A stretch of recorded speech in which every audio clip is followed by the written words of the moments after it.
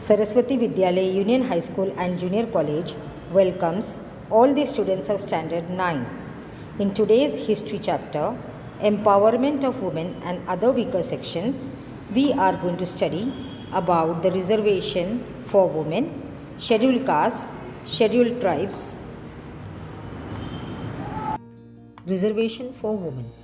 In the 73rd and 74th Amendments to the Constitution, provide for reservation of 1/3 of the seats for women in Gram Panchayats, Panchayat Samitis, Zilla Parishads, municipalities and municipal corporations, as well as for the posts of Sarpanch, Chairman and Mayor.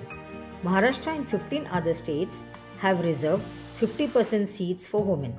These provisions it provides women the opportunity to participate in the business of the community. In the post-independence period, the Constitution of India accepted the principle of equality of men and women. Hence, women got the important political right to vote. Women got equal rights to education and work on par with men. Inhuman practices like sati, dowry, and polygamy were banned by law. Women's rights to sue for divorce was recognized. They got a lawful share in property. So now, children, we can see that the 73rd and 74th Amendments to the Constitution, they gave reservation of 1/3 of the seats for women in Gram Panchayats, in Panchayat Samitis and Zilla Parishad municipalities, and also in municipal corporations, as well as for the posts of Sarpanch, Chairman and Mayor. Means we are talking about the elections. Whenever we are contesting elections, these many seats were reserved for women, that is 1/3 of the seats, so that only woman is elected from them. Then Maharashtra and 15 other states, they have reserved 50%, but in Maharashtra we have 50% reservation for women, so it's a great thing. This provision provides women the opportunity to participate in the business of the community. So women also can actively participate, similarly like men, in the development of the community. Now, in the post-independence period, the Constitution of India, it accepted the principle of equality of men and women. So our constitution is based on equality. So women got the important political right to vote. So women also have the same right of contesting elections, just like, and of giving votes just like the men. They got equal rights to education and also to work with men. Inhuman practices like sati, then dowry and polygamy, that is many marriages. Okay, these were all banned by law. Women got the right to sue for divorce. If they are troubled, if they are not happy, then they can ask for divorce. Women were given that rights, and they got a lawful share in property. They had the share in the father's property. Okay, so all these things were given to women, and this has made a change, and this is good for the development of the society. Next, the scheduled castes. In the post-independence period, our constitution adopted the values of freedom, equality, fraternity, and social justice. In accordance with this, the practice of untouchability was banned by law. Untouchability was removed by the 17th paragraph of the Constitution, and this class was included in the scheduled castes. In view of the educational and social backwardness of these castes, they were given reservations in education as well as jobs to facilitate their development.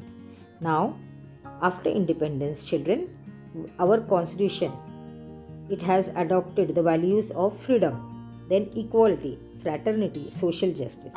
So all the people from all the stratas, they should get freedom, they should be equally treated, then justice should be given to them. So accordingly, the practice of untouchability was banned by law. It was completely banned by law, and untouchability was removed completely by the 17th paragraph of the Constitution, and this class was included in the scheduled caste. Now, those people who were considered as untouchables, they were included in the scheduled caste.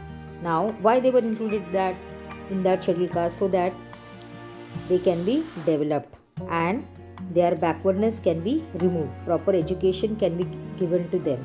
So they were given reservation for that in education as well as in jobs, and this was all to facilitate their development so that they will be equally developed like other people, other class, and they will get the same opportunity.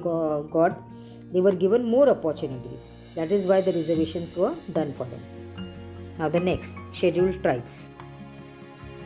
Just like the scheduled castes, the scheduled tribes or Adivasis who live in remote parts of the country also face several difficulties, as they have lived far away from the progress made in modern times. They are economically and socially backward. Even though their conditions have seen some improvement in recent times, they do not have any means of livelihood other than agriculture and forest produce. Modern farming implements have not yet reached them. Hence, their income from agriculture is very small. Besides, their fields are in hillsides and not fertile. So, the next are the scheduled tribes. Now, the scheduled tribes are the Adivasi people who live in forest areas in the remote parts, and their life is full of difficulties. Very little progress we can see even in modern times, and they are economically and also socially backward.